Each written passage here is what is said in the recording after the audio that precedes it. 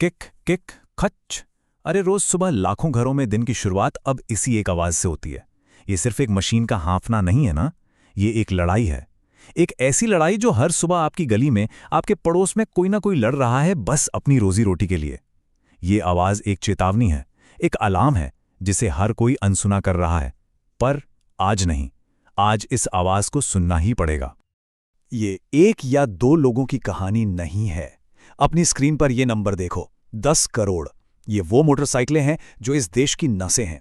छोटे शहरों की लाइफलाइन, मिडिल क्लास की इकलौती लग्जरी, एक डिलीवरी वाले की दुकान, एक किसान के खेत तक जाने का साधन। और ये सारी गाड़ियां, हर वो एक बाइक अब एक ऐसे डेथ क्लॉक पर चल रही है जिसके बारे में उसके मालिक को पता तक नहीं है। आपकी वफादार साथी अब आपको धोखा दे रही है। और ये धोखा बाहर से नहीं, अंदर से आया है। जिस पेट्रोल पर आप आंख बंद करके भरोसा करते थे, वो अब बदल चुका है। सरकार इसे भविष्य का अमृत कहती है, लेकिन आपकी पुरानी बाइक का इंजन चिल्ला चिल्ला कर कह रहा है कि उसे हर रोज जहर पिलाया जा रहा है। ये एक खामोश तबाही है जो हर 1 किलोमीटर के साथ बढ़ रही है। ये एक ऐसा सच है जो आपसे छुपाया जा रहा है, और आज हम उसी सच का पर्दाफाश करेंगे। ये कहानी है अर्जुन की, पुणे का एक डिलीवरी राइडर। दिन के 12 घंटे ट्रैफिक, धूप और बारिश के बीच, सिर्फ इसलिए ताकि उसके घर पर चूल्हा जल सके। पहले उसकी कमाई से घर में राशन आता था। अब उसकी कमाई पेट्रोल की टंकी में धुआं बन रही है। हर दिन वो एक ऐसी लड़ाई लड़ रहा है जिसमें जीतना नामुमकिन है, क्योंकि दुश्मन उसकी अपनी बाइक के अंदर ही बैठा है। अर्जुन का हिसाब बहुत सीधा है, कोई रॉकेट साइंस नहीं है इसमें। पहले उसकी भरोसेमंद बाइक आराम से 45 किलोमीटर प्रति लीटर देती थी। अब वही बाइक मुश्किल से 38 तक पहुंचती है।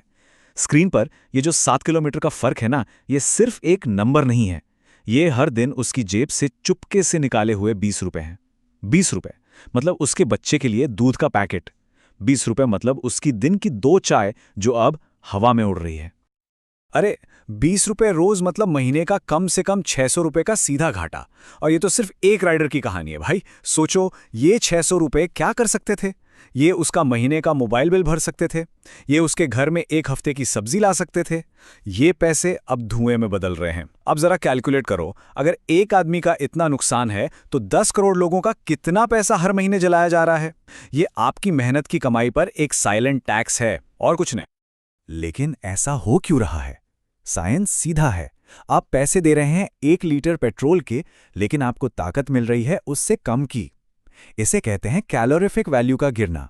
नए E20 पेट्रोल में 20% इथेनॉल होता है, और इथेनॉल में पेट्रोल से कम ऊर्जा होती है। सिंपल भाषा में, आपकी बाइक को ज्यादा पेट्रोल पीना पड़ रहा है उतनी ही दूरी तय करने के लिए। मतलब हर किलोमीटर पर आपकी जेब से पैसा लीक हो रहा है, एक ऐसे छेद से जिसे आप देख भी नहीं सकते। और ये सिर्फ माइलेज की बात नहीं है। सबसे बड़ा और खतरनाक हमला हुआ है आपकी संपत्ति पर। आपकी बाइक की रीसेल वैल्यू 30% तक गिर चुकी है। जो बाइक एक परिवार का कीमती एसेट थी, जिसे बेचकर बेटी की शादी या घर की मरम्मत का सपना देखा था, वो अब कबाड़ बनती जा रही है। ये आपकी दौलत पर एक खामोश डाका है जिसके बारे में कोई बात नहीं कर रहा। सेकेंड हैंड बाइक के बाजार में जाओ, वहां सबको पता है। खरीदने वाले को पता है कि ये बाइकें अब सिरदर्द हैं। बेचने वाले डीलर को पता है कि इन गाड़ियों का कोई भविष्य नहीं। सिर्फ उस एक मालिक को अंधेरे में रखा गया है जो रोज सुबह अपनी बाइक को स्टार्ट करने की जद्दोजहद कर रहा है। बाजार को सिग्नल मिल चुका है कि ये बाइकें मर रही हैं, और कोई ने हाथ लगाने को तैयार नहीं। अब सवाल ये है कि ये पेट्रोल ऐसा क्या कर रहा है जो आपकी बाइक को अंदर से खोखला कर रहा है? इस कहानी का विलन है E20। 80% पेट्रोल और 20% इथेनॉल का एक कॉकटेल।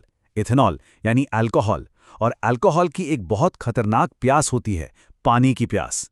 ये हवा में मौजूद नमी को एक चुंबक की तरह अपनी ओर खींचता है, और जब ये अल्कोहल पानी पी लेता है तो होता है फेज सेपरेशन।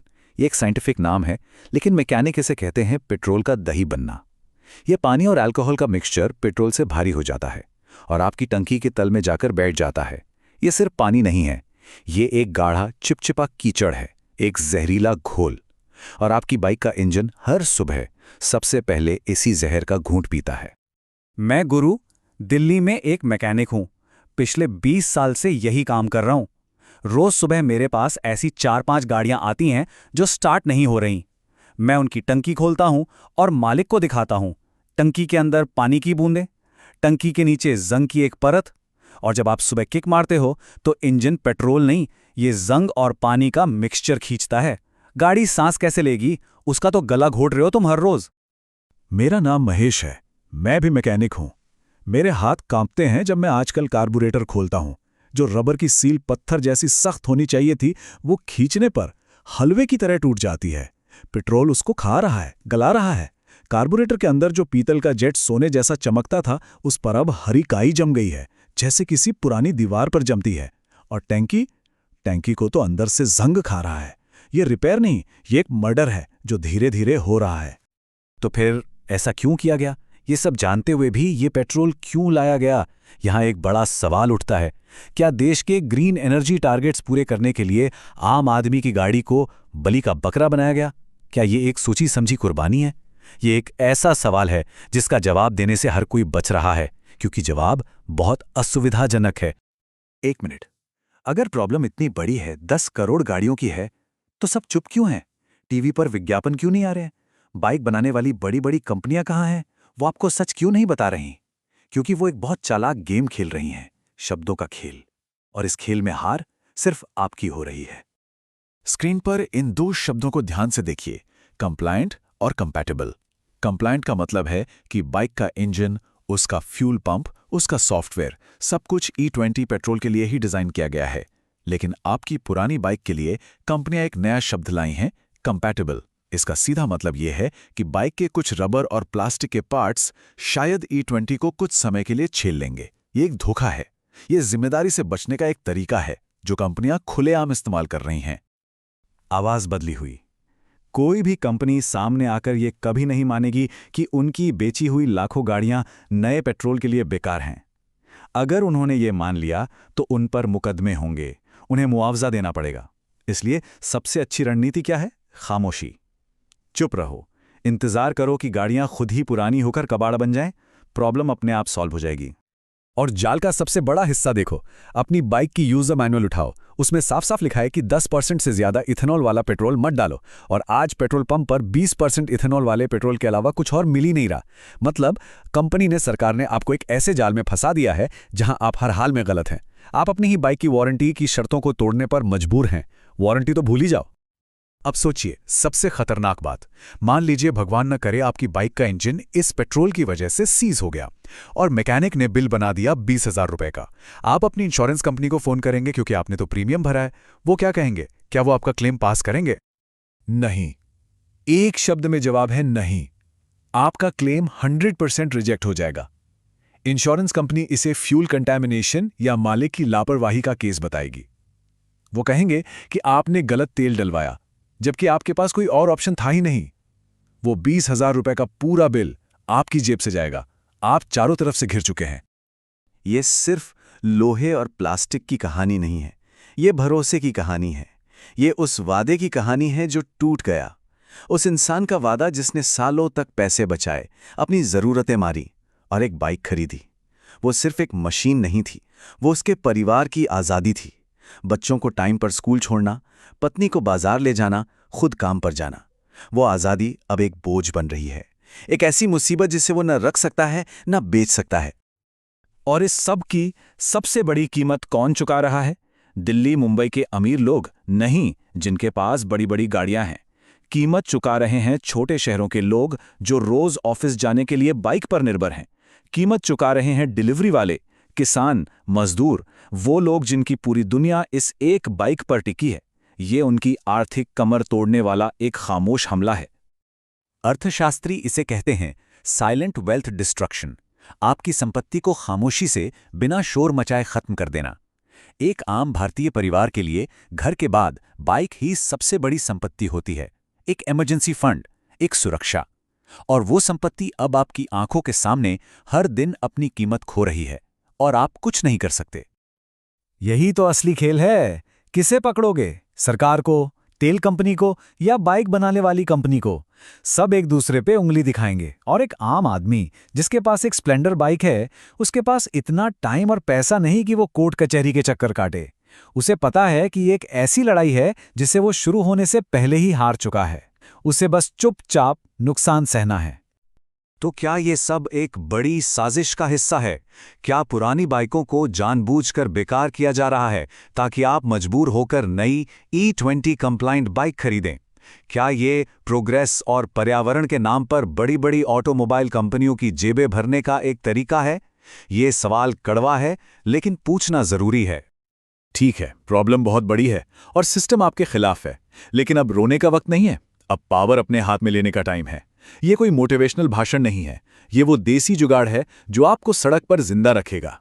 ये मैकेनिकों के वो राज हैं जो वो सिर्फ अपने खास ग्राहकों को बताते हैं। 3 बातें गांठ बांध लो। पहला, अप जेटिंग। अपने मैकेनिक से कहो कि कार्बोरेटर का जेट बड़ा कर दे। इससे इंजन में ज्यादा पेट्रोल जाएगा, इंजन ठंडा रहेगा, पर हाँ, माइलेज और गिरेगा। दूसरा, एक रस्म बना लो।